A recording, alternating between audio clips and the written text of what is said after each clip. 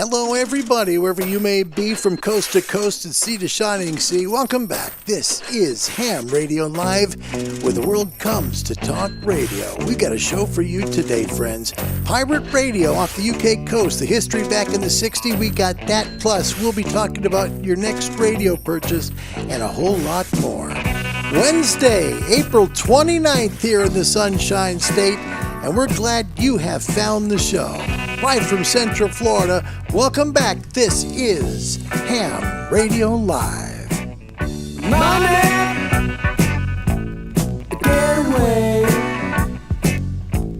Get a good job with more pay and you're okay. Money, it's a gas. Grab that cash with both hands and make a stash. A new car can't beat our four-star daydream. Think about me, a football team.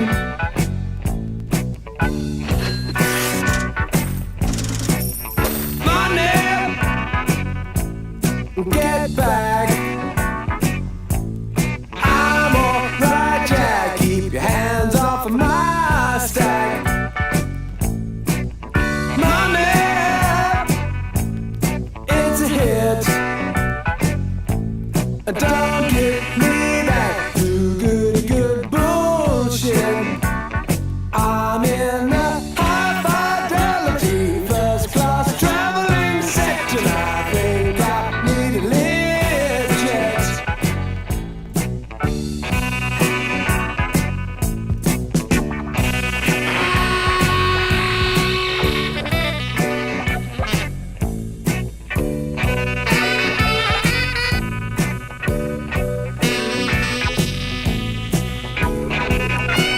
Pink Floyd today. It tied for the most votes on our Discord page. Start the show with yesterday.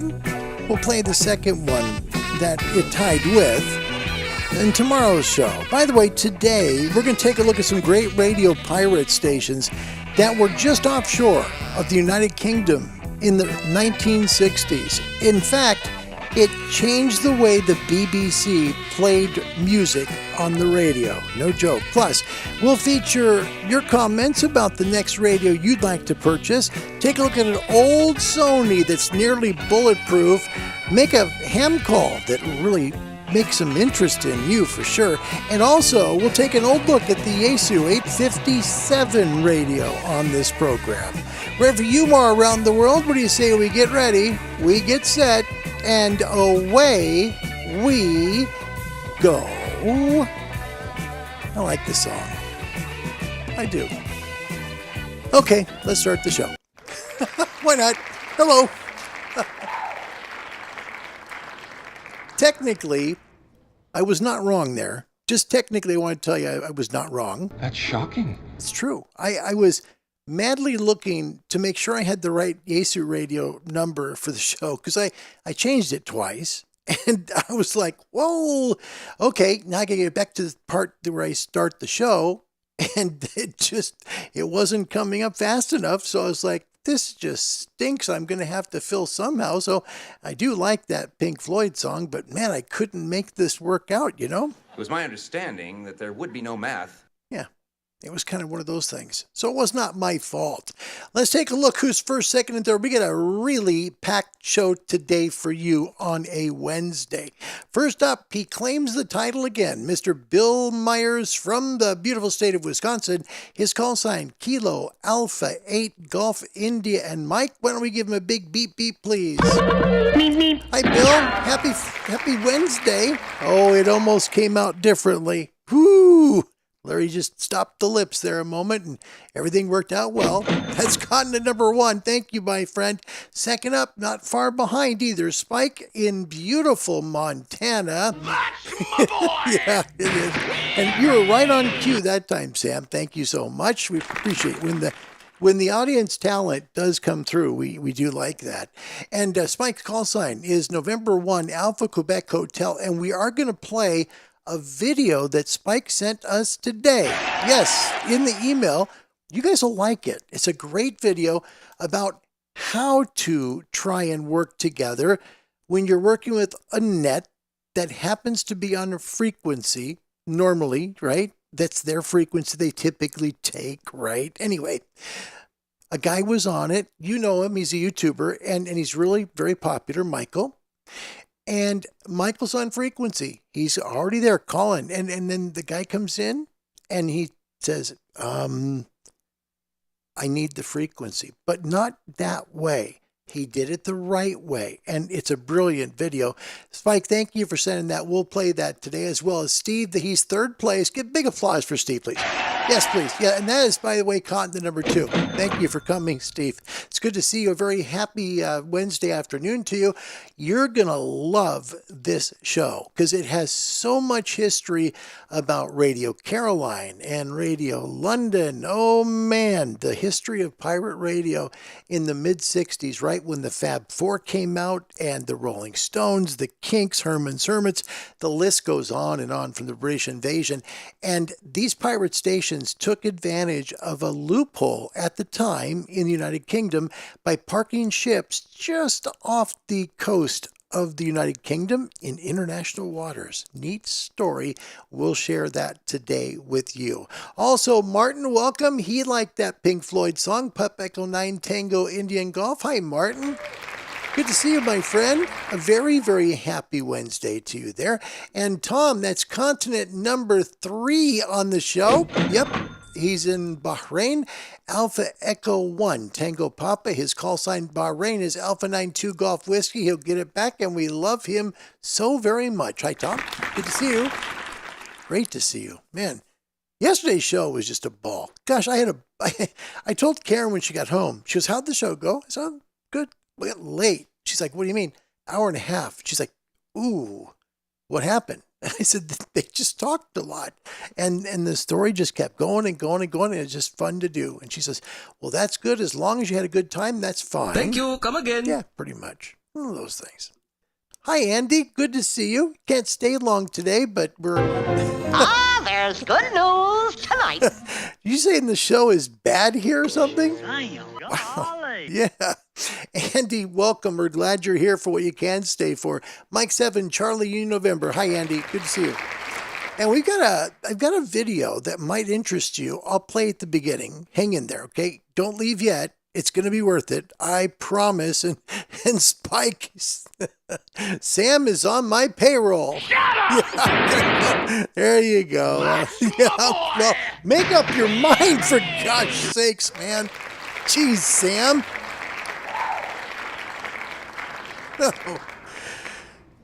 The incredible aggregate of talent here. We also want to bring Jasper. He's a radio dog, the original radio dog of this program. He was helping today with the pre-production work. And if you'd like to get into ham radio, love to help you do so. Contact the American Radio Relay League at www.arrl.org.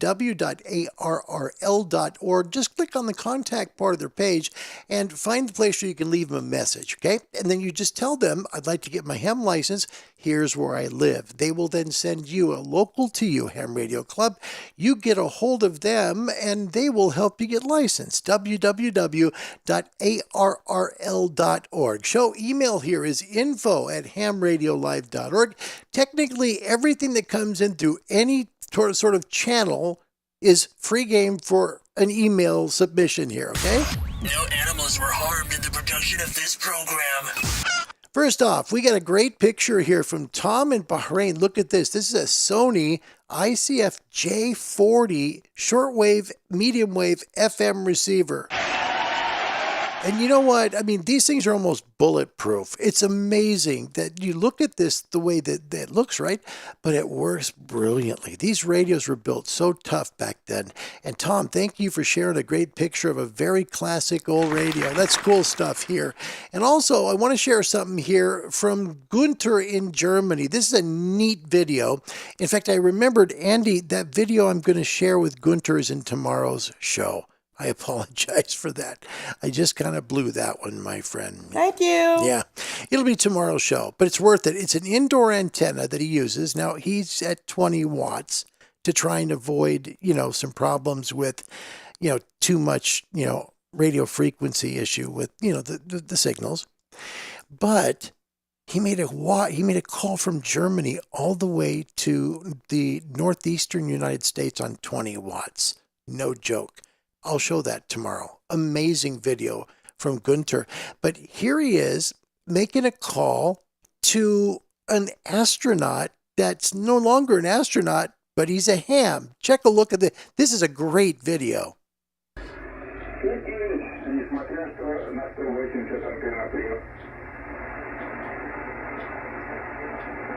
This ham used to be on the Mir spacecraft.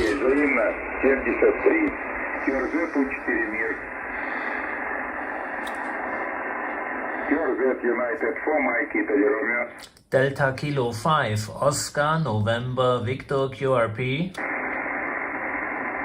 Kilo 5, Oscar, November, repeat please your call sign. Oscar, November, Victor, QRP, Roger. Roger, Delta Kilo 5, Oscar, November, Victor, QRP, this is okay? QSL, Alexander, QSL, you are 5 and 9 on my indoor antenna. I'm running 20 watts, Alexander, QSL. Okay, Andy, now keep in mind really quick, this is the same antenna he used to contact North America. It's an indoor antenna on a tripod. I'll show it tomorrow. Here's the rest of the QSO. 5 and 0. Your Moscow, Alexander, thank you for short contact. Many thanks, spasiba, do svidania, 7-3. United 4, Mike, you radio? Okay, let me get back just to the signal report, because keep in mind, he's on 20 watts and an indoor antenna. Let's just replay this where he gets the signal report from Russia. And this is all the way in Moscow from Wiesbaden, Germany. Victor, QRP, this is okay? QSL, Alexander, QSL, you are 5 and 9 on my indoor antenna. I'm running 20 watts, Alexander, QSL. 55. Moscow, Alexander, thank you for short contact. Okay, that's Many great. thanks, spasiba, do svidania, 7-3. 55 on an indoor antenna in his bedroom, making a call all the way to Moscow. Tomorrow will more than double the distance for him, working all the way from Wiesbaden, Germany into the northeastern United States. Catch that tomorrow on our show. Also, what happens or what should happen? We've talked about this hypothetical last week on the show, where we talked about people doing POTA or people doing SOTA or people just that are on frequency, right? And somebody pulls up and says, hey, we have a net here. We do a net every day. We've done it for 97 years and we never lose this frequency. So you got to move, right? And we've also talked about that's not really what happens. Most times people can always work it out. The net will move to an alternate frequency or two, whatever, or the person that is on the frequency will voluntarily move for them. Here's a great way, and what happens most of the time when a net comes on, just, they're getting ready to start the net and somebody is on their frequency. How do they fix the problem? Take a look at this. This is a great video from Mike at K Bravo 9 Victor Bravo Romeo here on YouTube. Watch this. It always seems like if they're going to find conflict on the HF bands, it's going to be between nets and net operators and POTA or Parks on the Air activators. And I see this a lot, especially, people on social media channels bemoaning, the nets that seem to spring up out of life, out of nowhere, and park activators that inundate the bands and make it difficult for the nets to operate. Now, granted, nets have been on the amateur radio bands for literally decades and decades, and some of them have been established for a very long time, and they're not accustomed to moving off their frequency that they typically operate from. And the park activator, he may have been there first, and nobody owns the frequency. We all understand that, and we know what the rules are, but I get that. So I just wanted to kind of call out an experience I had today with a net, because this is the way, this is the way it should be. And I don't, I could go into detail, but I think it's easier just to kind of roll the video so you can see, how it should be between a net operator and a POTA activator. This is Kilo Bravo 9, Victor Bravo Romeo, Parks on the air. KRZ. November 4, Whiskey Foxtrot uniform. November 4, Whiskey Foxtrot uniform, Big 59, Wisconsin, US 8209. Back to you. Thank you. My name is Barry, Bravo Alpha Romeo Romeo Yankee in North Carolina. You're 5-7 here. And I'm wondering if I can ask you a favor. I'm one of the net controls for the 14247DX net that meets every day on 14.247 for the last 40 years or so. And I was wondering if we might be able to use our frequency whenever we get the net started in a little bit. All right. What time does the net start? Is it starting now, or is it in a couple minutes?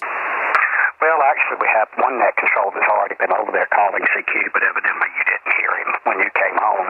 But technically the net starts at 2000 Zulu, but we're usually on before that, starting to line up DX and so forth. So I'm not trying to push you, but if you're willing to help us out, then whenever you can make a move, we would appreciate it. It's no big hurry, but just whenever's convenient for you.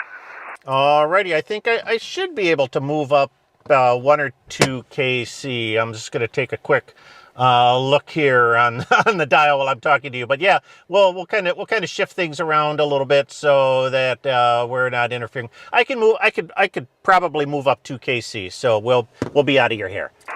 Yeah, that'd be fantastic. I appreciate it. And the whole net. Well, thank you, and come join us sometime when you have the time. We usually have people all over the world that come in 2000 Zulu to 2130 Zulu Monday through Friday. All right, Barry. Well, thanks a lot. Name here is Michael. Good to get you in the log. You have a good time on your net, and we're gonna QSY up about 2 kc, KB9 VBR. Well, you're a gentleman and a scholar. I thank you so much, and hope you have fun with your activation from November 4 Whiskey Foxtrot uniform. Isn't that a great video? Guys, that's it. That's exactly it. And not only did Michael do a great job of just kind of not being like, angry or thinking, no, I was here first. I have rights to this frequency.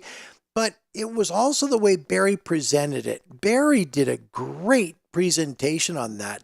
November 4 Whiskey Foxtrot uniform. The way he approached Michael with it to say, well, we'd appreciate if you would, that would really help us out a little bit if it's okay. And then he invites him to join the net.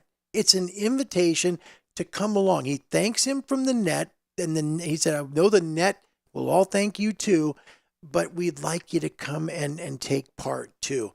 That's a great way to solve little minor differences, right? To try and get back to a frequency you're used to using. I thought it was a brilliant send. And thanks to Spike in Montana, that was a great send. And we're getting tons of positive comments on that. Spike, great find. November 1, Alpha Quebec Hotel, a wonderful send. And That's my boy! it's your boy. That's exactly. Great job, Spike. Thank you. Great send.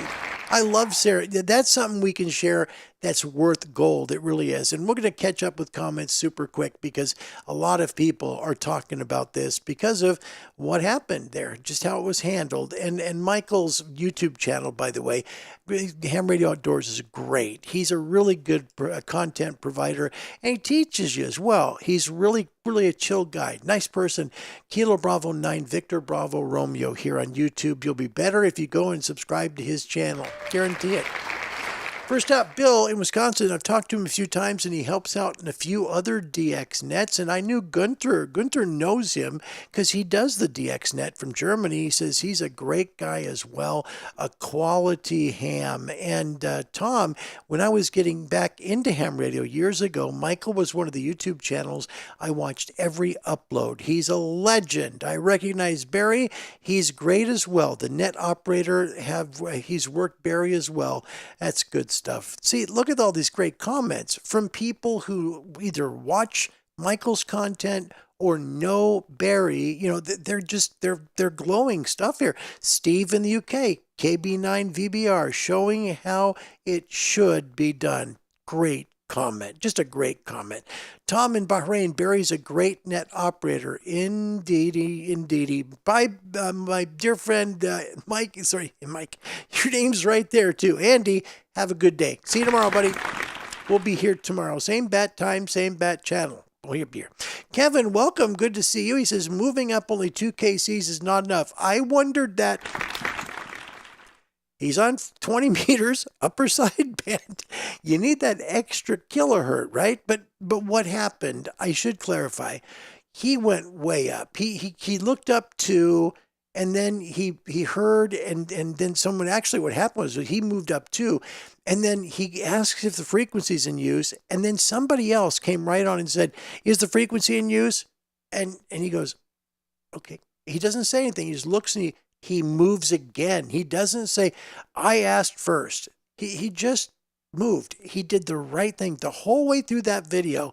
Watch it on YouTube. Seriously, it's well worth it. And you'll learn not only a lot about Barry, at the DXNet on 20 meters, but you'll also learn a little bit about the integrity that Michael has too. I thought he did great. He was way up finally, but you're right, Kev. 2 kilohertz just isn't quite enough to move, but that's kind of the way that goes. Spike, Barry lives near Bill. Okay, that's nice. John, welcome. Oscar Mike 1, Victor Echo, first timer. My name's Larry Dio. Welcome to Kilo 7 Hotel November and Ham Radio Live here in Central Florida. Nice to have you in our shack today. Thank you. It's an honor to see you. Thank you for coming today. By the way, we also do have I hate to go right from the email and into this. So sorry, but we do have a website at hamradiolive.org. It's a one-stop shop for you to get good news in radio and learn about lots of things as well. Also, Discord channel where we put the song poll up nearly every morning. You can check it starting at, 7 plus it's 11. So starting at about 11 UTC, the song poll is up, usually 4 songs, or you can pick your own and just put it on there. It's a 4-hour poll. We'd love for you to join us. Lots of things to do there. Tons of stuff on our Discord channel for sure. Today's topical question, what radio would you like to buy someday? Now we're talking about, it could be your dream radio, could be the radio you just want to try out. It could be any radio. It could be a shortwave. It could be, WebSDR. That's a radio. It could be maybe a really high-end ham radio. Let us know in the comment section and tell us why. Tell us why a little bit in that, and we will try and make it part of today's show, right? QRZ weather today is powered by ICOM. ICOM for the love of ham radio. The solar flux index number came up again, up 8 from yesterday. This is close enough to 150 range to make great conditions. 12 is open here in Central Florida, so is 10. So this is the earliest I've seen it open this week. So we've got good conditions, my friends.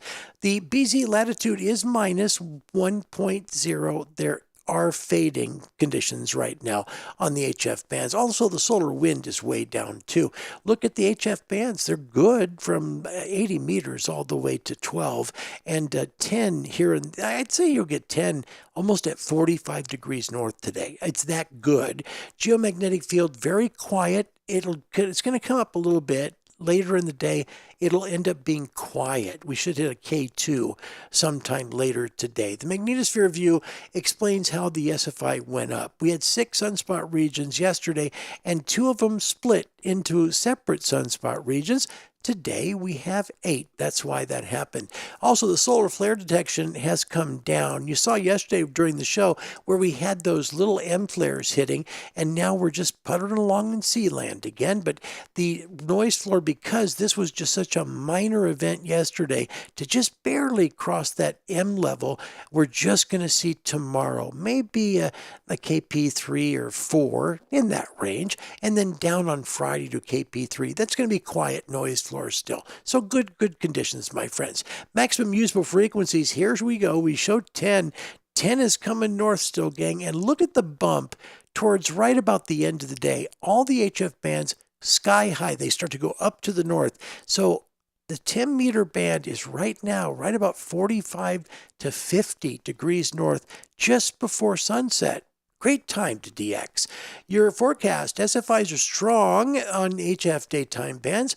Some QS Baker on the HF bands as well today. Noise floors increase tomorrow, 10 meters up to 45 degrees north. I did not change that. Also, that'll be later in the day, friends, okay? Best World DX in the Northern Hemisphere will be on 10 meters for those who are patiently waiting, 12 by maybe about 3 o'clock in the afternoon. And if you want to start working DX early, 15 meters for sure. Southern Hemisphere, your best DX is going to be 12 and 10. If you want to work the folks in the Northern Hemisphere, work on 15 meters. Nighttime ham radio, great SFIs, good nighttime DX, increasing noise floors tomorrow, and some QS Baker on the HF bands. Top DX band, 40 meters right now. You'll work it really well all night long. Shortwave DXers expect some great daytime conditions. Noise floors might increase a skosh tomorrow. Not much noticeable really, but if you got a high-end radio, you'll hear it. Decent DX through the week with great solar flux index numbers, but there will be some fading on the weaker signals. Shortwave daytime, 31 meters, 25, 22, 19, 15, and 13. Nighttime shortwave, strong SFIs, expect some fading on those weak signals. Shortwave nighttime bands all the way from 120 meters down to 19 meters are going to be decent. And the top DX bands nighttime, they're going to be 75 and 60, 49, 41, 31, 25, and 19 meters. Don't forget, 19, typically a daytime band, is working past dark right now, and you're getting good propagation for 2 to 3 hours on 19 meters shortwave. There it is, friends. We survived it. Another weather segment. Oh boy, we got a fun show. We do. Today's going to be a ball to do this show because for folks in the United Kingdom, if you're of age where you remember the pirates, the ones who kind of made BBC very uncomfortable, you're going to love this show. And for people that maybe don't know about that, I hope you learned something fun. I enjoyed it myself. What were some of your favorite? Oops, that's tomorrow's topic question. You just got a little heads up there, my friends. Thank you. Come again. Yep. Just a little heads up there from the old. Oh gosh. Now everything's going wrong here today. So I'm just going to make everything change. We're just going to kind of go, wow. I mean, all of a sudden you're on the radio and the radio came up nowhere. And I'm like, how did that even happen? So here we are. Anyway, the point I'm trying to make is what radio would you like to buy? And that could be this year, might be next. It could be something for just your future, right? What radio are you interested in buying or having? Love to hear your comments on that. Let's get to the first comment and hold on. We can hopefully get that done. There's a lot of comments today on the show and I appreciate that. Thank you guys very, very much. Dun, dun, dun, dun, dun. And by the way, Oscar Mike 1 Victor Echo is John. John, welcome. Nice to meet you. Thank you for coming today. He says, was fighting with YouTube to get my account working. USF Tampa is his alma mater. That's awesome. Wow. That's really cool. Yeah, I love Tampa. We just moved here from Oregon last year. Tampa's a neat city. Gosh, it's a big place too. You would think Miami's the biggest city in Florida. Nope. The biggest city in Florida is Jacksonville. Can you believe that? No joke. I didn't know that. Bill Myers, thank you for the link. You're awesome, man. Thanks for helping us out. And John Treknan, thank you. I operate out of the U.S. courtesy of RHR with my U.S. call sign, Kilo Fox 9, Foxtrot India Kilo. I didn't take the extra sorted when I was in study mode, and now getting spooled up again is hard. That's okay. Thank you for coming, John. It's an honor to have you. I mean that. Thank you. I mean that. I told my wife today, I said, yesterday was really good because she asked again about the show. And I said, we had like 3 newcomers come. It was so cool to engage with new people in one show. It doesn't typically happen. And I thank you for that. We're trying to make this a regular thing every weekday. I guess my weekends, I got to have my weekends off. Sorry, guys. Need to do that. Andy New, by the way, can stay for longer. There's good news tonight. There you go. Andy says, I can stay after all using my computer now. Phone battery wouldn't have lasted through the show. We're glad you're here. Thank you.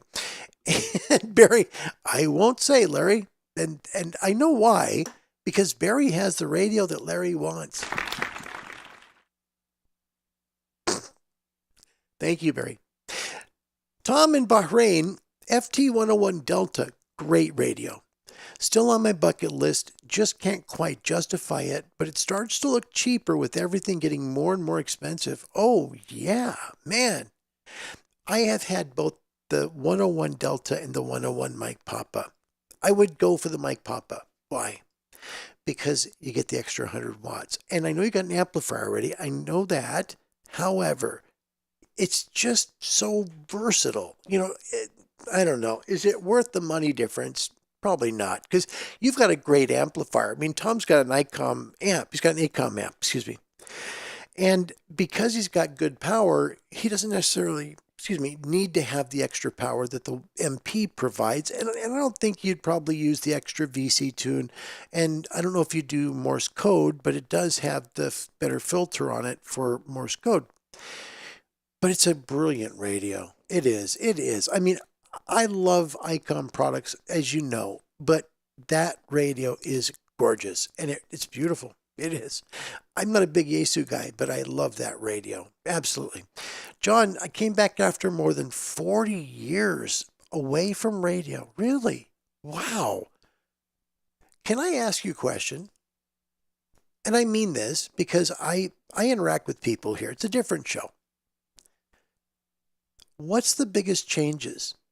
Because you've been gone for 4 decades from amateur radio. So that would mean you were getting out of amateur radio in the 80s, right? Around 86.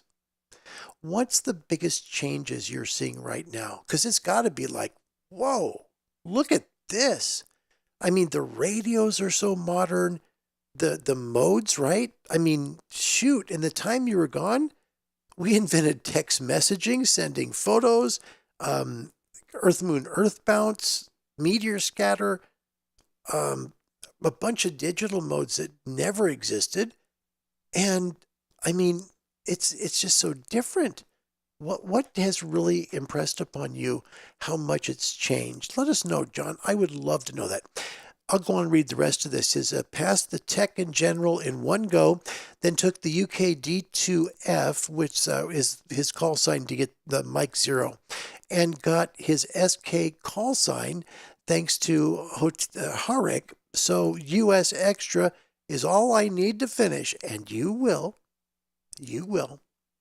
You know what I did, John? I've said this a million times.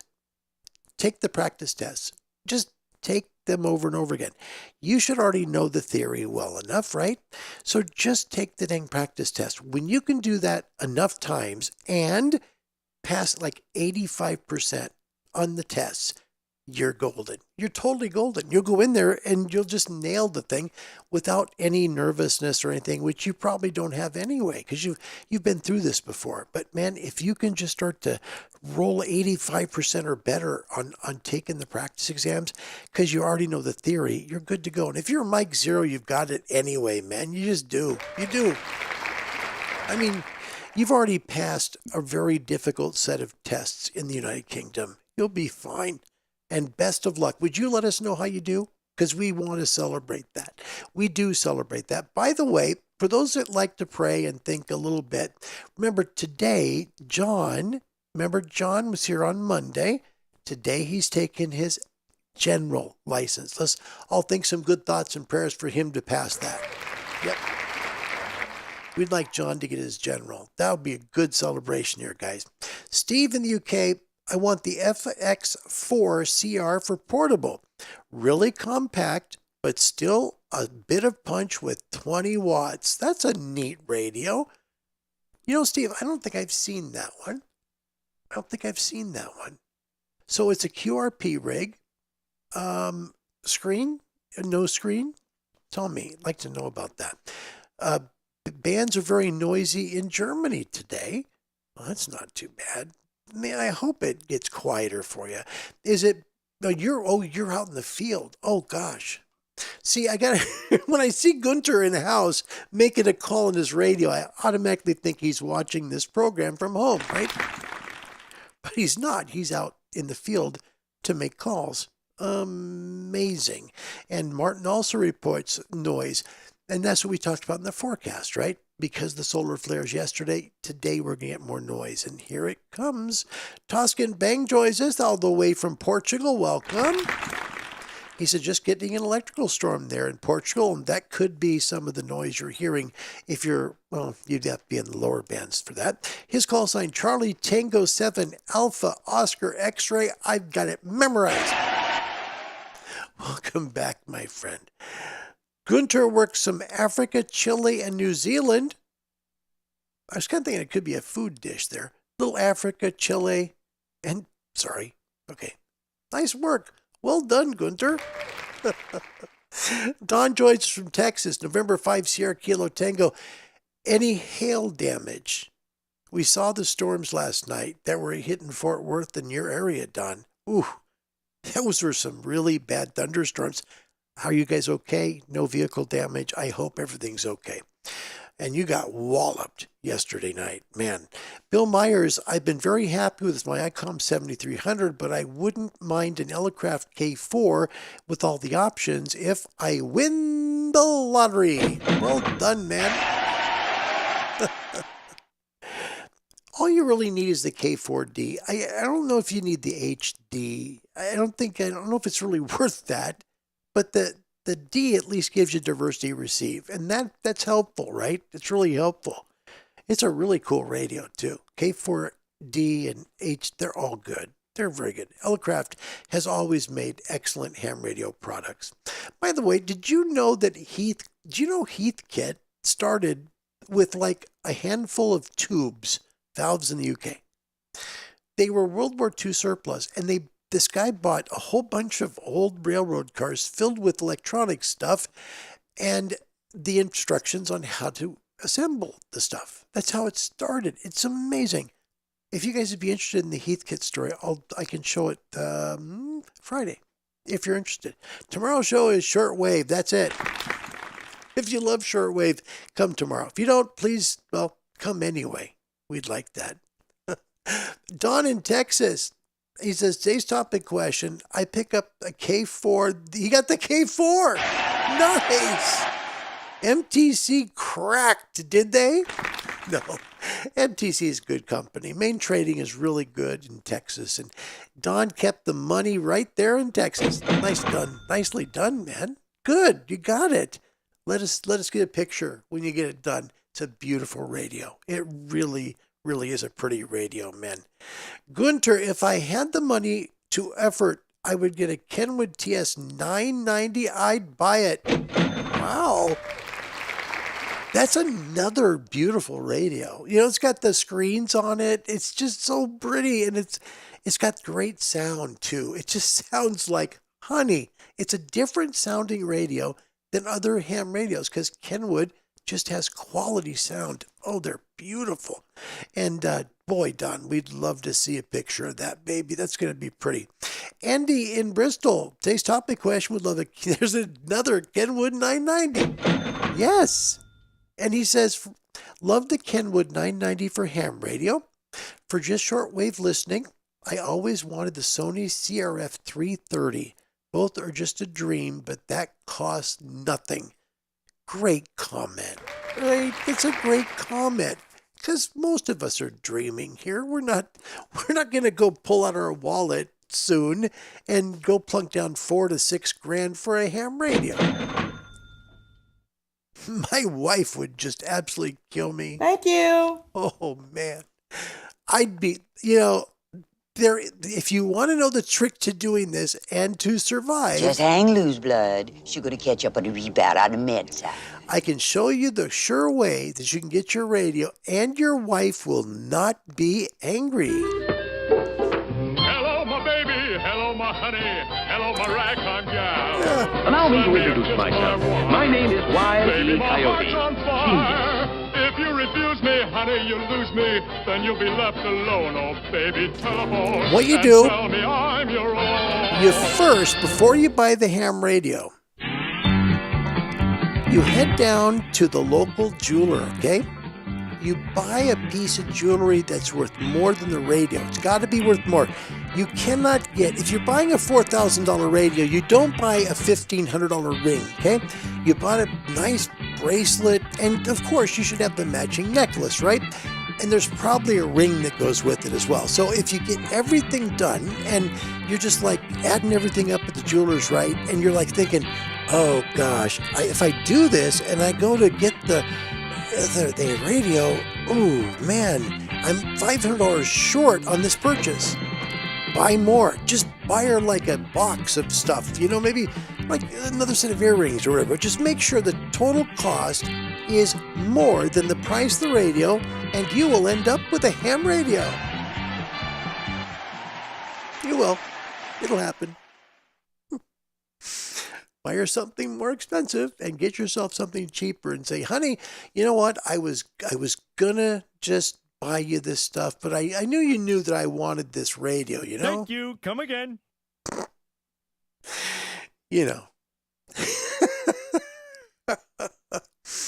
And this is John says, and he hasn't been licensed for 40 years. He had his ticket and then lost, just time caught up, right? Much easier to get licensed.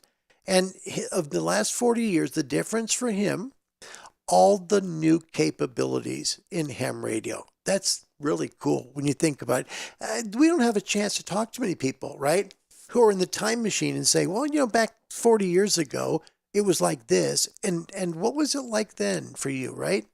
And now it's like compare and contrast. John, thank you. I really appreciate that. That's a nice comment, and it makes total sense.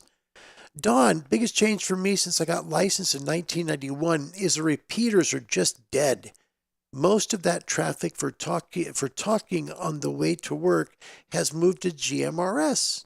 There you go. It makes sense because the radios are simple to use. They're easy. They don't cost anything really compared to an HF, and they certainly don't cost a lot to your family. $35 for 10 years.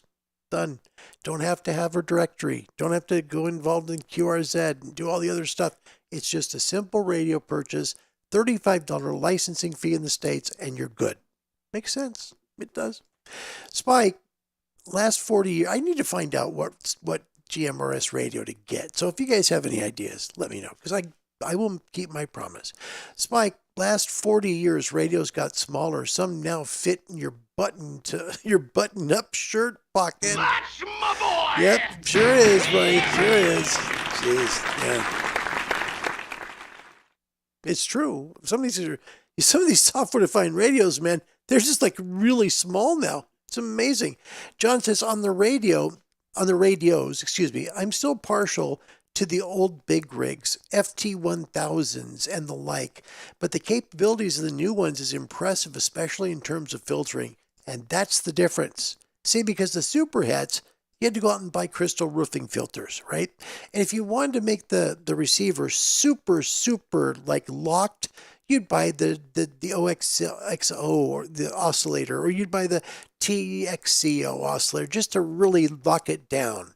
And then, maybe I want the 2.1 kilohertz roofing filter and possibly the 1.8. You start to think of the roofing filters because those superhets, they wouldn't close the bandpass down without the right roofing filter to help shape it narrow.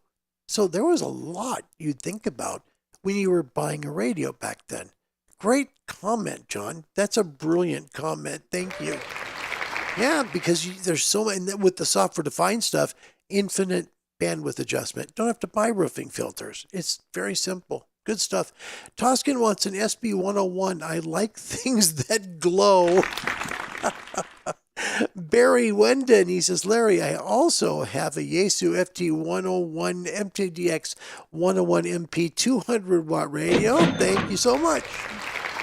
I had one. I did. I had that radio. In fact, the very first video on this channel is opening that radio box of the MP. Beautiful radio. It's well built. The most impressive part to me is the VC Tune ring. Not a dial, it's a ring. And it's beautiful. It is. It's a beautiful radio. It's so well put together. It's like the 5,000 SDR. They just took the stuff that was in the 5000, kind of put it in the same basic area in the radio, and they just put a beautiful screen on it too. It's a brilliant radio. I think it is. It's beautiful. It really is. Joshua, I'd like to have 100 water one day. I guess I've never used over 20. Really? Really? Oh, you'd love 100 watts. Buddy, there are some good radios out there with 100 watts that are really affordable.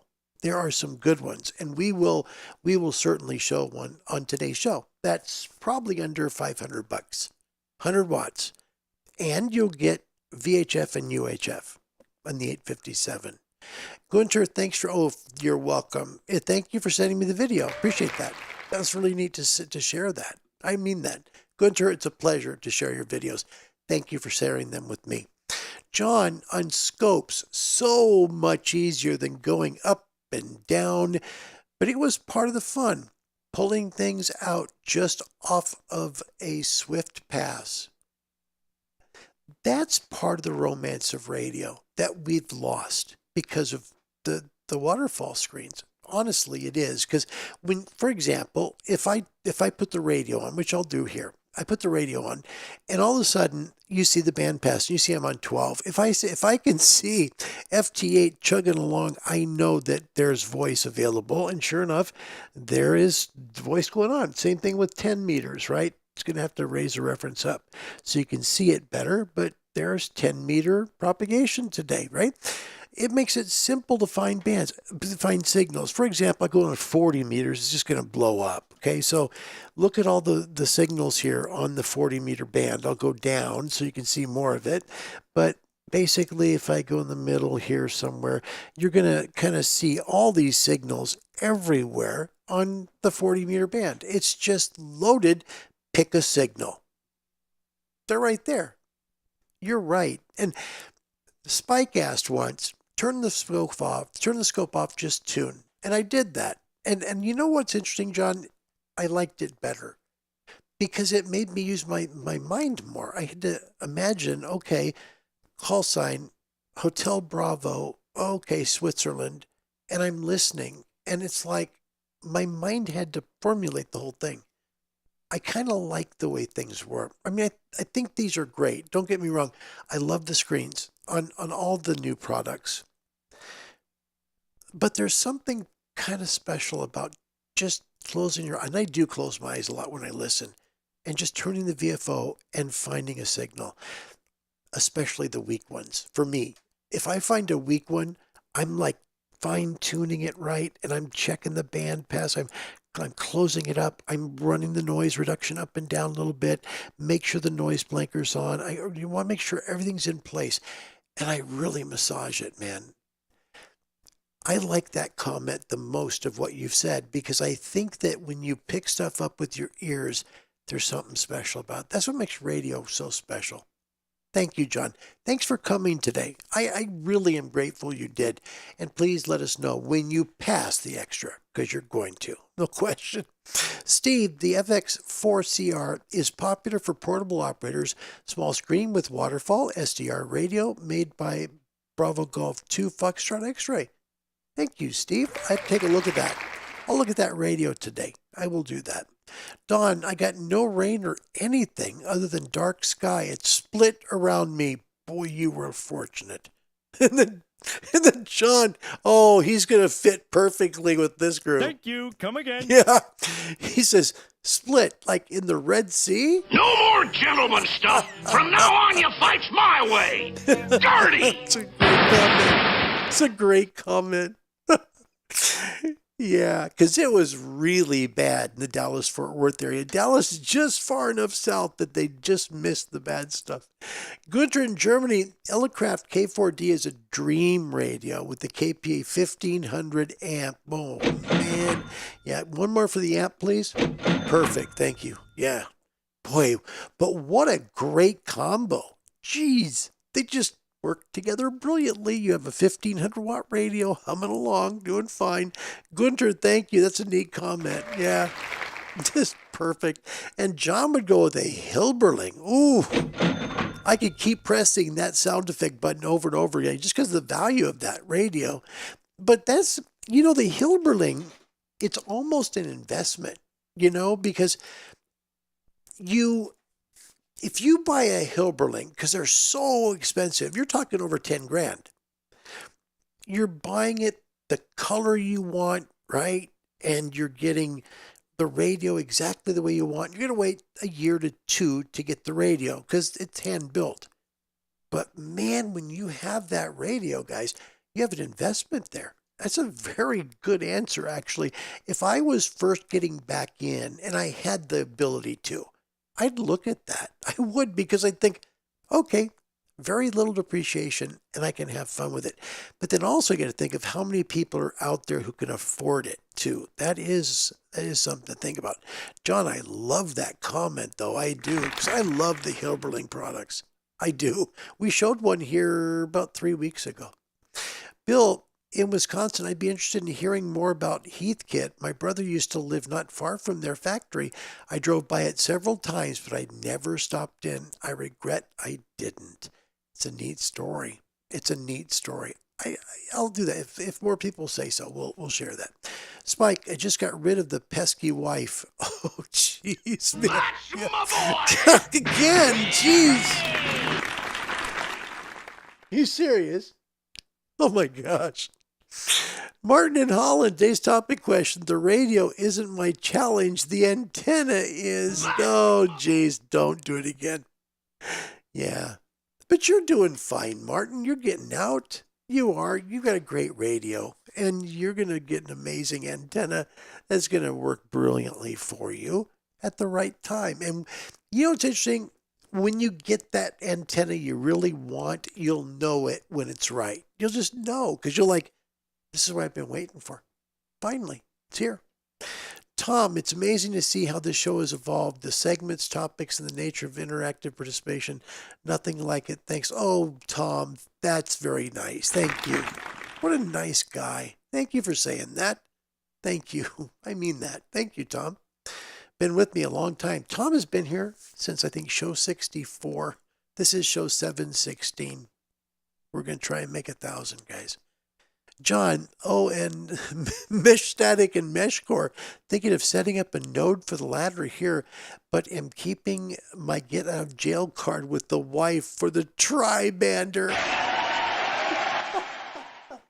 I like this guy. He's got to come back, man. John, you got to make this a regular thing. From now on, at least 3 times a week, and we'll be happy. Be thrilled to see you. That's great. Sunan, that's Peter in Sweden. It's good to see you, my friend. Sierra Mike for Papa Echo Lima. Happy Wednesday. Good to see you, my friend. Great to have you. Kjell in Norway. It's good to see you. Lima, Bravo, 0, Yankee, India. Got it this time. Kjell, I want a radio with direct buttons, not multifunction buttons. Buttons directly for bands, direct modes, etc. The radio can be big, but still very usable. That's a great comment, guys. It really is. It's a very good comment. So he wants a radio that's really not menu driven, so you're going to need to look at the bigger ones, right? He doesn't mind if it's big size-wise, which is great because he's going to need a bigger radio because you need a lot of real estate for the buttons that do the things you want. Man, 7610, I recommend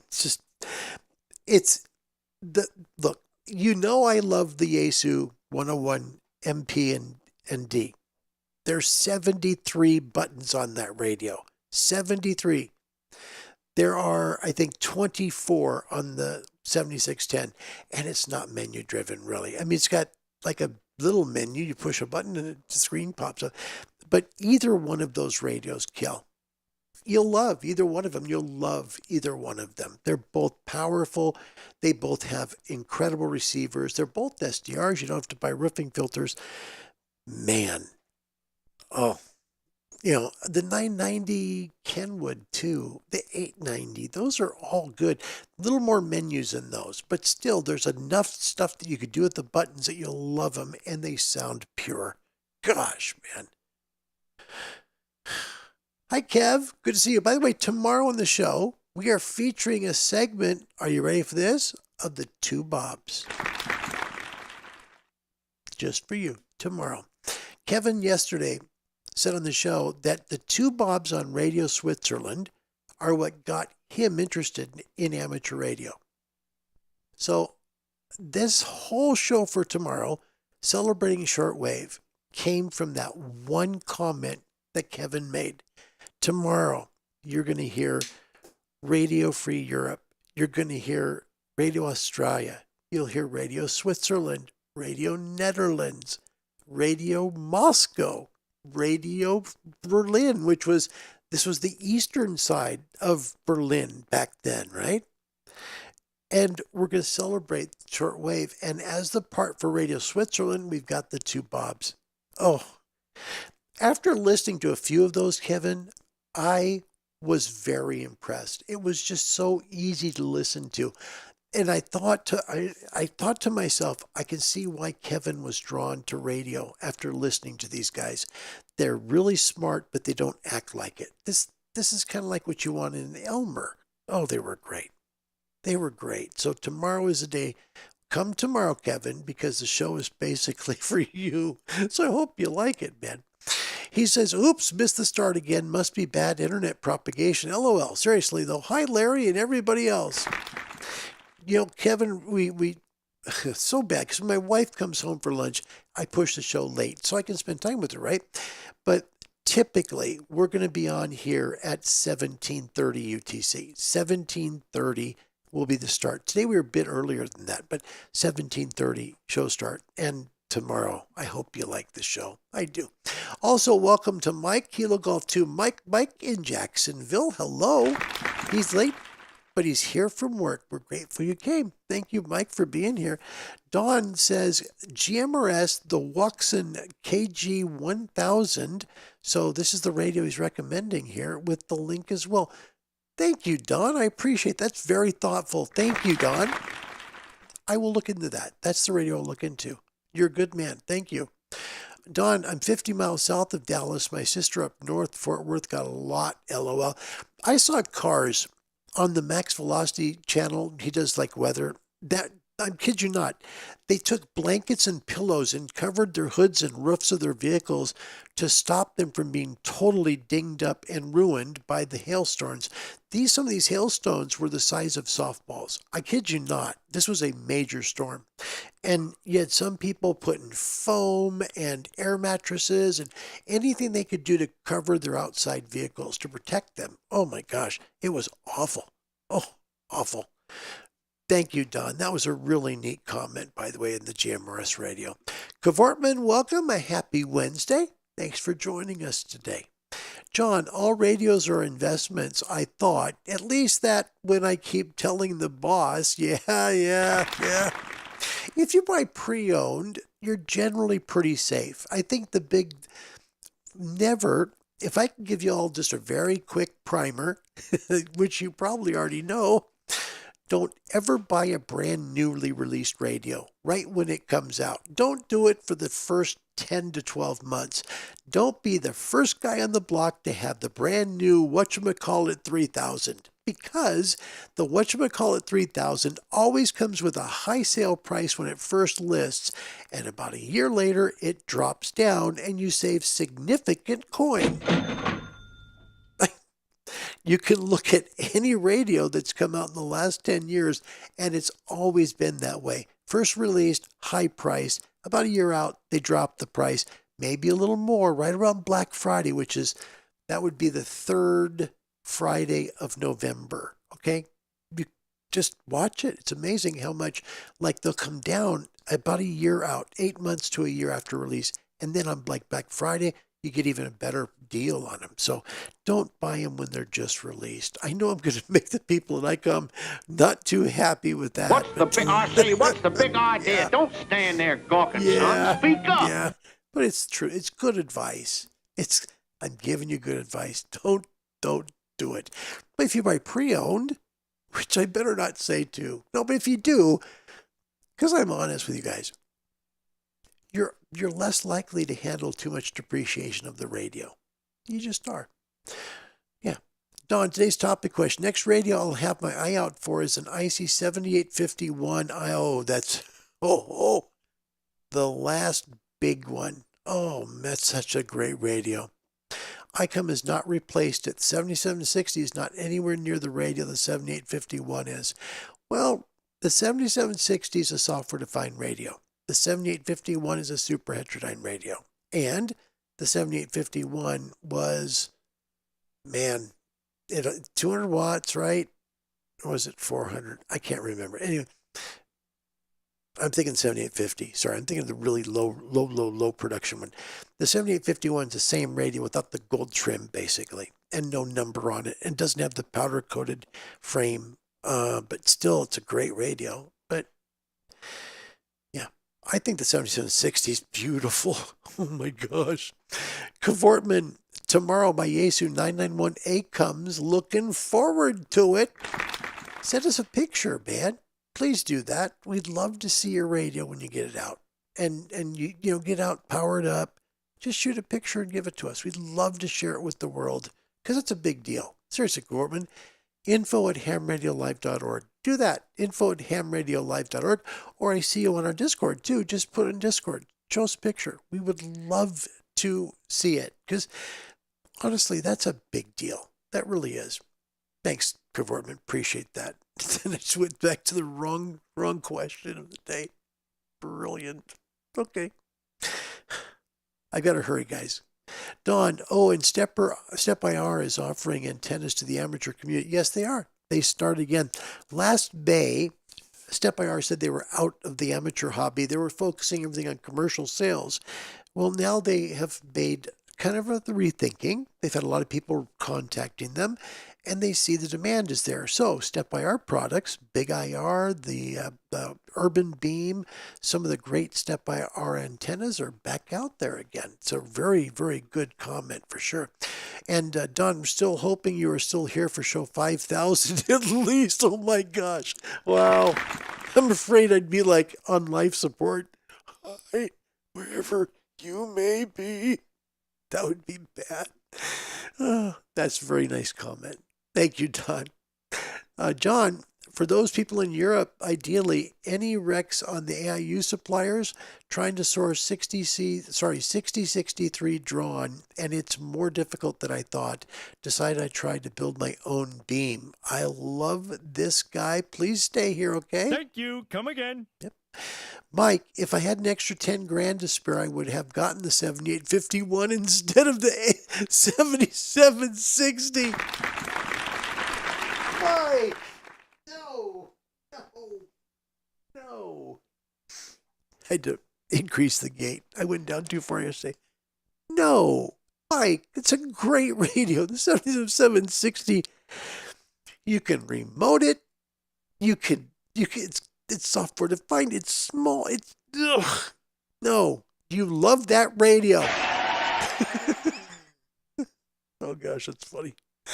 John, I'm actually still working. Okay. So this is a welcome back in the direct engagement's refreshing. Thank you, John. It's an honor to have you today. We all love you, man. We do.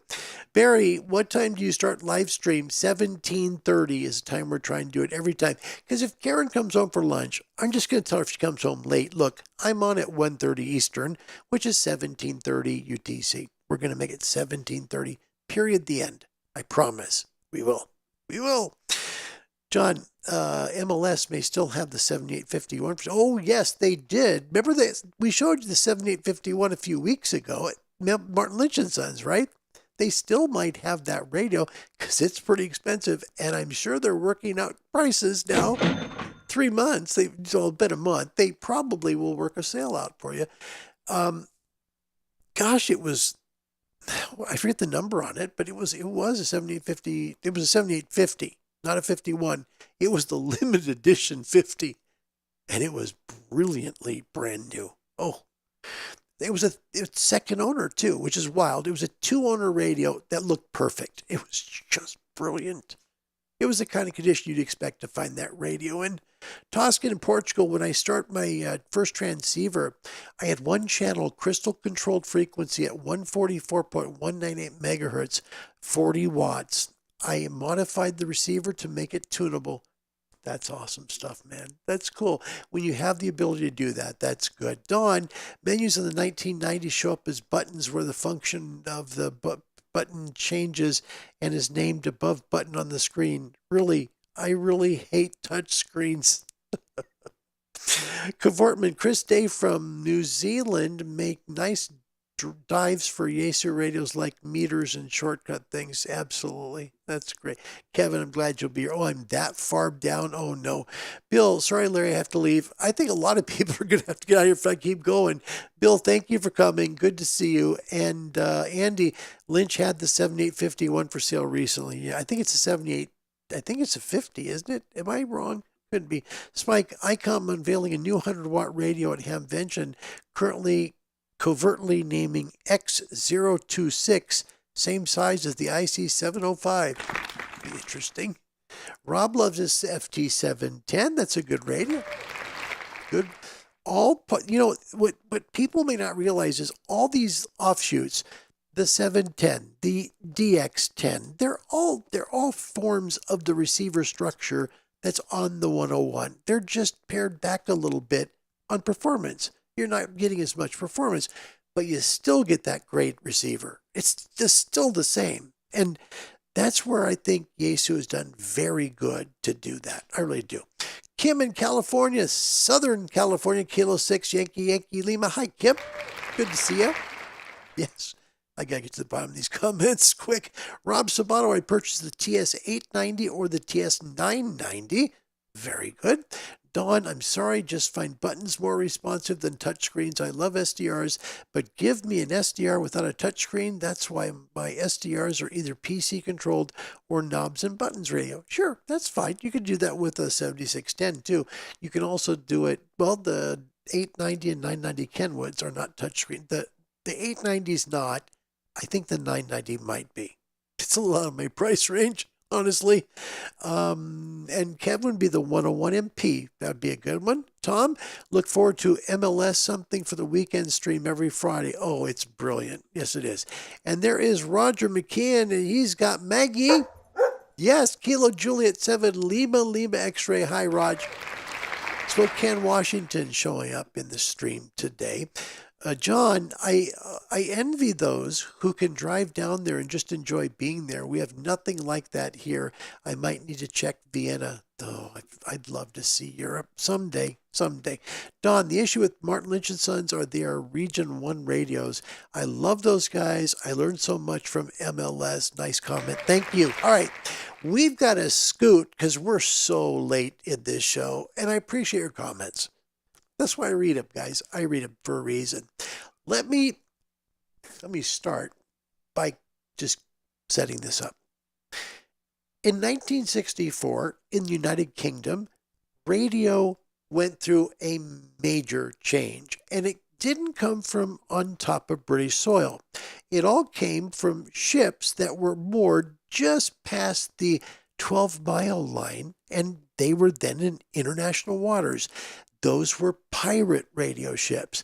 The very first one was Radio Caroline. It came on in March of 1964. 1 week later, Radio London came on, and they were just off of the British coast. You can see on the picture here where these ships were. And some would reach all of Europe, all of the United Kingdom, and some would reach only parts. They'd have another ship on the other side of the country that would basically be like a repeater station and retransmit the signal. Let me share some gold from the time in the United Kingdom when pirate radio was still legal and it was the best thing on the radio, where more people listened to the pirates than they did the BBC. Then on Saturday the 28th of March, 1964, Radio Caroline came on air. Simon D. was its first presenter. This is Radio Caroline on 199, England's first commercial radio station. My name's Simon D. with you for the next 2 hours. First one off the top of the pile, the Hollies, Rockin' Robin. 9 months later, on the 23rd of December, Radio London started broadcasting. And suddenly, British radio sounded completely different. You're hearing things. You're hearing things.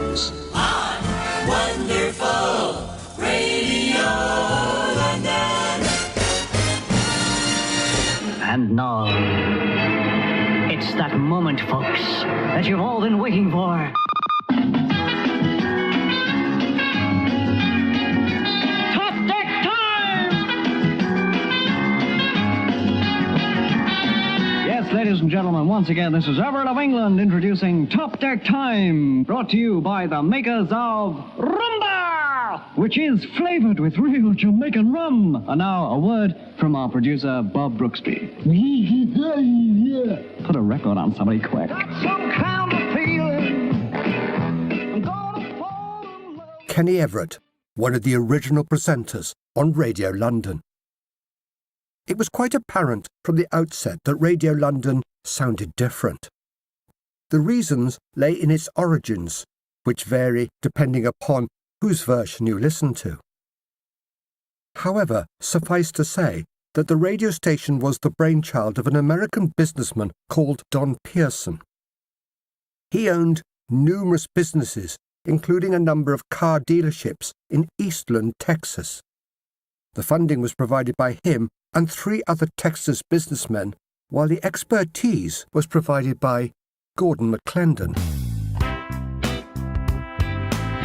McClendon's radio KLIF in Dallas at the time had the highest percentage audience listenership of any radio station in the United States.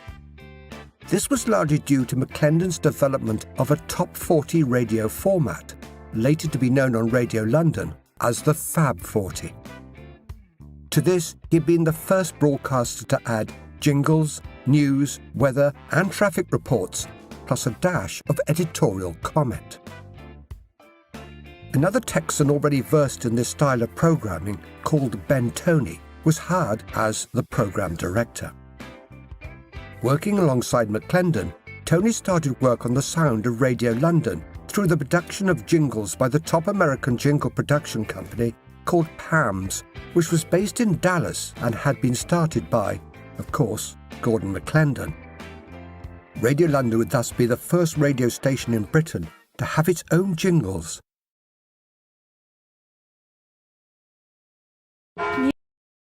Even had a few screws left over. Okay, I'll zoom you through. Sorry about that, guys. I don't usually show that stuff in there when I make that happen, but this was such a key segment. I want you to see the rest of it. This is Pam's jingle out of Dallas, Texas, and they were the very first and the biggest jingle provider for Top 40 radio in the 60s, 70s, and even today, very well thought of. Here's part of the rest of that video. Sound. And 3 other centers on radio, Sorry, guys. Which is flavored. Sounded completely different. 1964. Oh my! Radio hold on, guys. This thing is glitching. Then right, on Saturday, the 28th of March. Let me go to the next piece here. Gosh, that's frustrating. That took like about half hour work, but let me get you the next video. This gentleman, you get an idea. Radio Caroline was big. Radio London was huge. Look at the numbers. When you take a look at the ship map, Radio London, the estimated audience was 8.39 million listeners. When you go to Radio Caroline, that was 6.27 million. Radio Scotland, on 242 meters, they reached about 2.45 million people. And I mean, the pirates were way outpacing the BBC. Watch this video of a guy who remembers what it was like to be on the beach in the 60s, listening and seeing the pirates. Back in the 1960s, you'd have seen me on this beach with a little transistor radio, and not only could I listen to the pirates, but I could also see them, because Radio Caroline was just on the horizon. Just a bit further along was Radio London.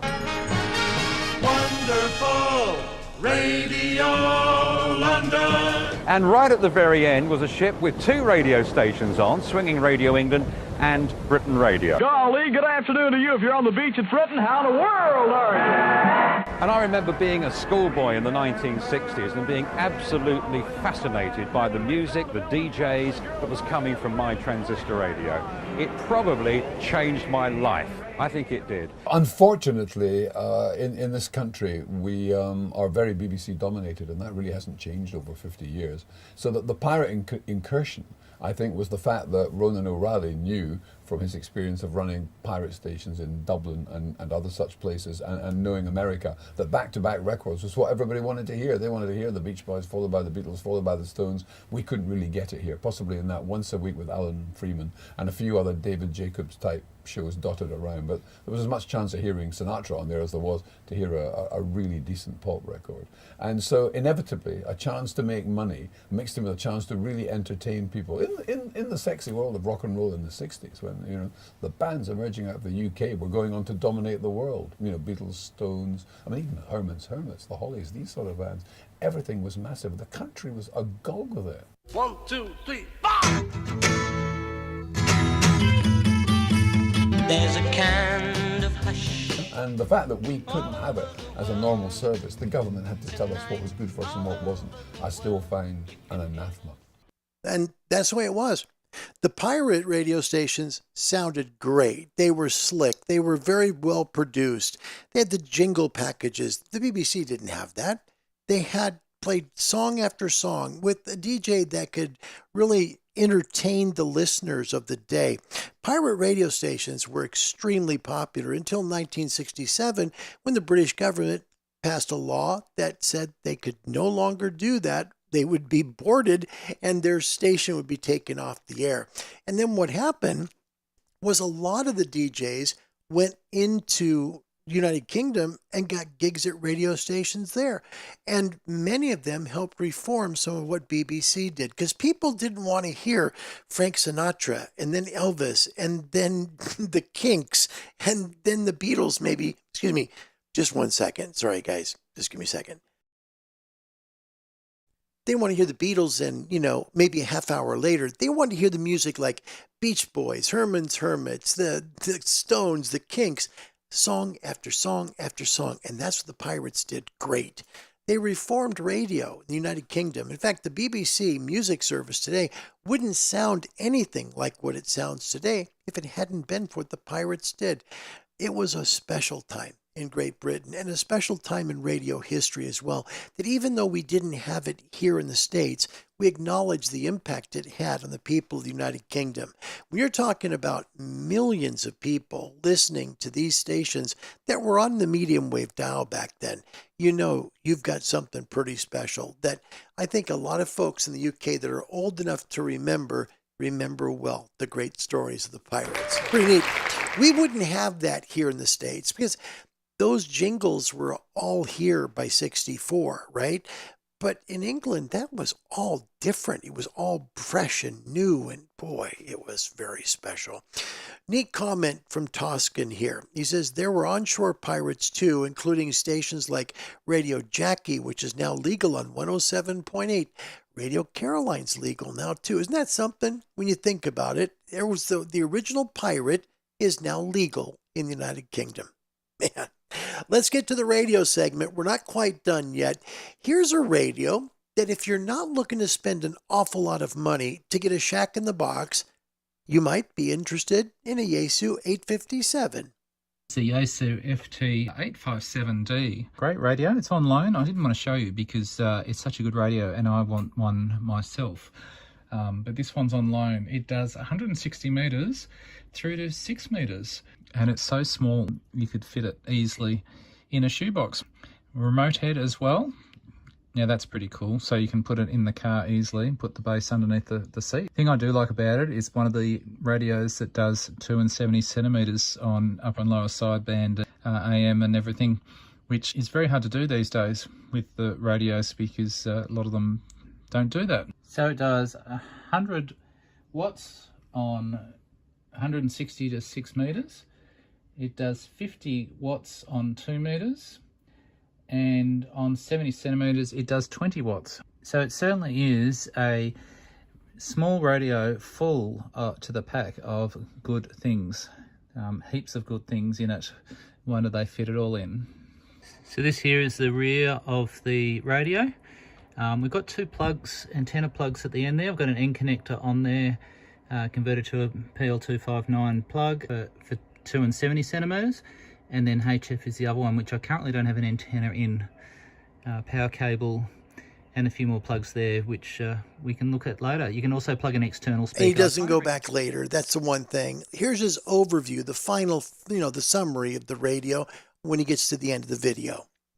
So I'm really pleased with this radio. It's got nice, good buttons to press. All the buttons are backlit, typical Yaesu in the orange, and easy to find. You've got menus where you can change what these buttons mean, as you can see, and it displays what they mean just above the buttons. Yeah, very easy to operate. There's lots of stuff in there. It's got a small screen. That's probably the biggest disadvantage, but it holds so much. The head comes off as well, so it is a remote head, and very small radio. Just amazing how small it is, yet still puts out some decent power. So there's the screen there. It's a great screen. Also comes with a great microphone as well. Heaps of buttons on there, and that's a whole nother video, all that.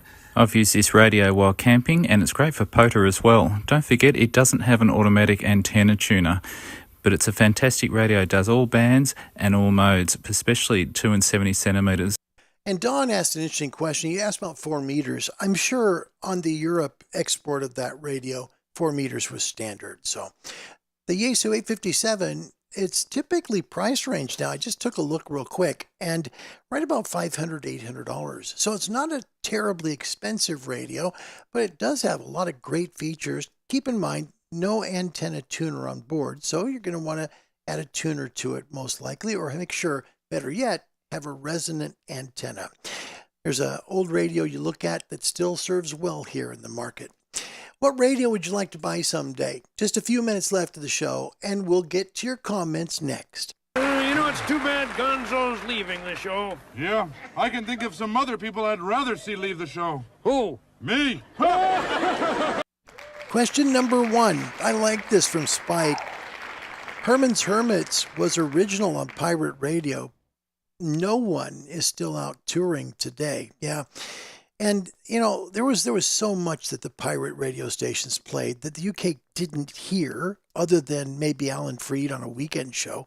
And that would be like Beach Boys stuff. The great Beach Boys music, Jan and Dean, that stuff came out to the people in Britain from the pirates. Pretty cool stuff. In which city is the ARRL mothership located, basically? A, Hartford, Connecticut, B, Newington, Connecticut, C, Boston, Massachusetts, or D, Washington, D.C. A, B, C, or D, get it right. We will definitely give you some love. Good luck. The mothership of the ARRL. First up, Dawn in Texas, Hartford, Connecticut. Nope, not that one. Kjell in Norway. No, Kjell. Lima Bravo Zero Yankee India. You're close. You're kind of close. You're in the right state. You're in the wrong zip code. Thank you. Come again. Barry, I have this in the car. Do you have the 857? That's a great radio because, it gives you HF, VHF, UHF. It's all there. Andy knew. A, I'm guessing. No. Let's go across the pond to Great Britain. Barry. Oh, man, help us out. B, Newington, Connecticut. He got it 100% correct. Well done, Barry. Golf 6, Juliet Mike X-Ray. Thank goodness someone in Great Britain could tell the Americans exactly where their home radio station was located for ARL. That's great. It's pretty funny, actually. And Dawn, then it's Newington. Correct. Yes, it would be correct. Next question. We'll just do 2 today. We're running pretty late. What is the maximum allowable effective radiated power on the 60-meter band based on a half-wave dipole? Okay? So we're asking you how much power ERP on the 60-meter band is allowable. A, 100 watts, B is 60, C is 1500 watts, D is 50 watts.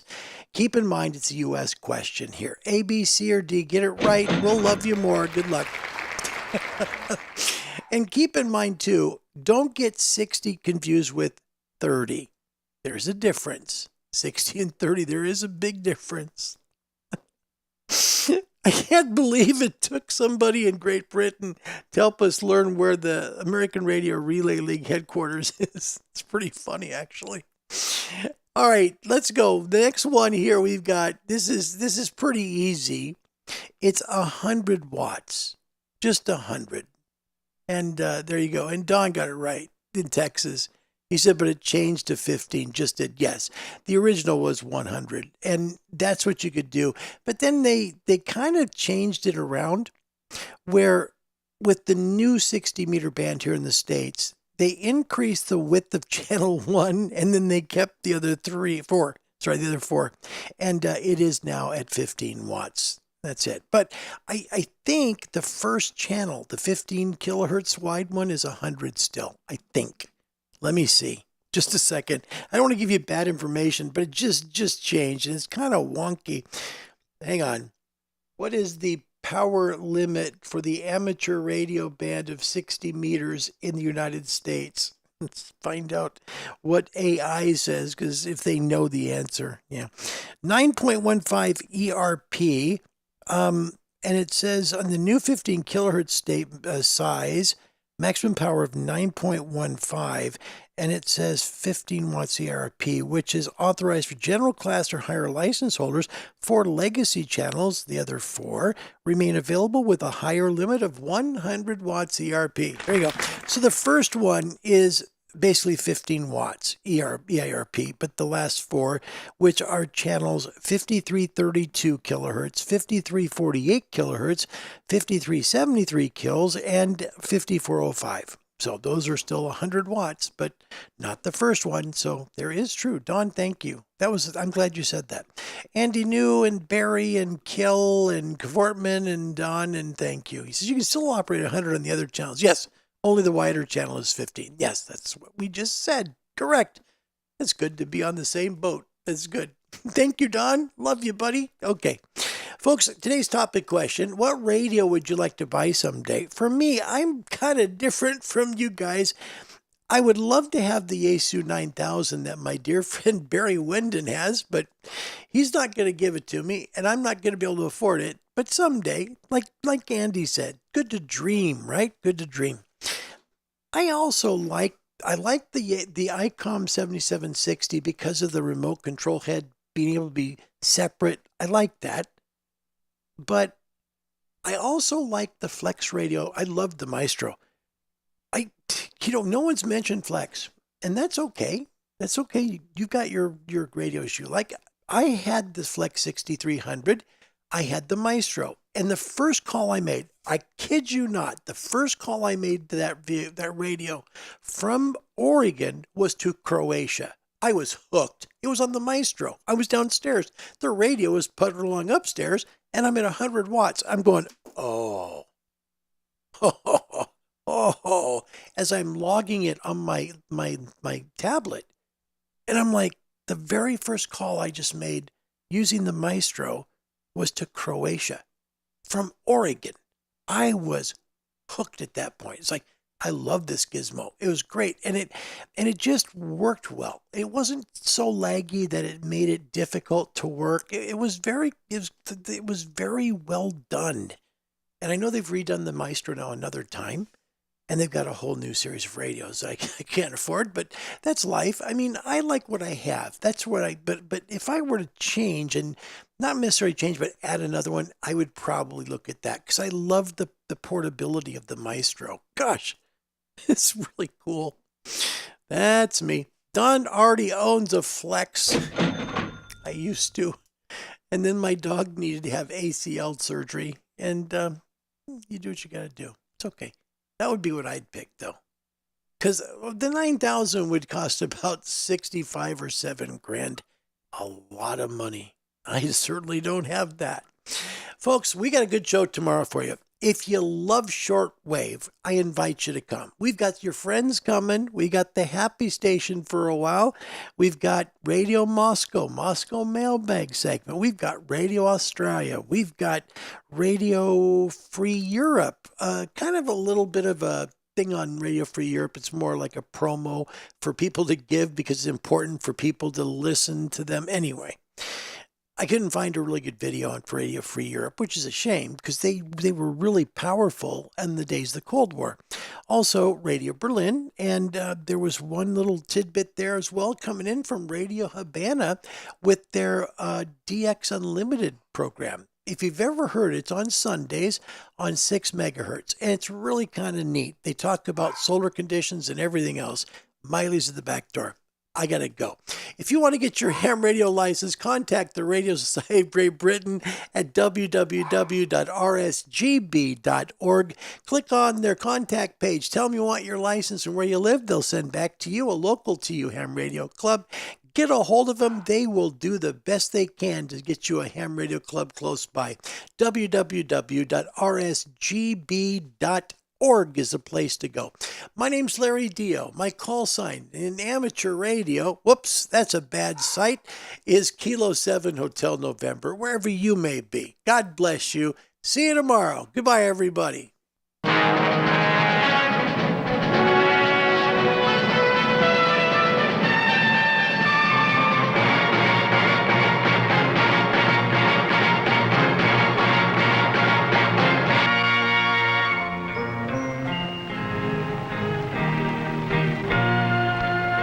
Some people have a deep, abiding respect for the natural beauty that was once this country.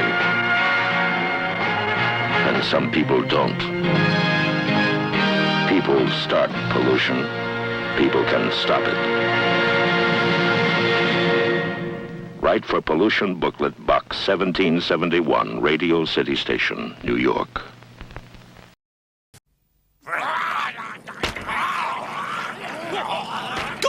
This is nice. Absolutely splendid. Fabulous, yeah. Super, super, super. One! Pepperoni. It's a bit of an animal. Gosh, fabulous, marvelous.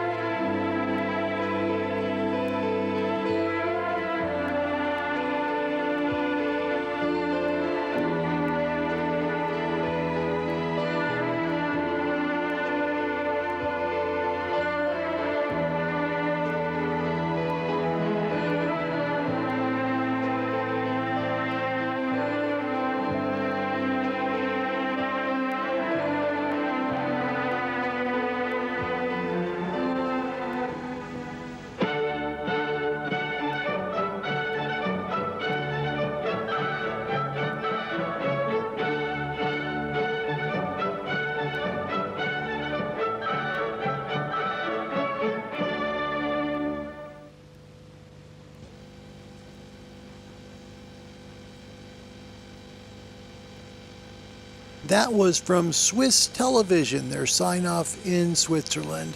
Wherever you may be, God bless y'all. Goodbye, everybody. See you tomorrow. That's all, folks.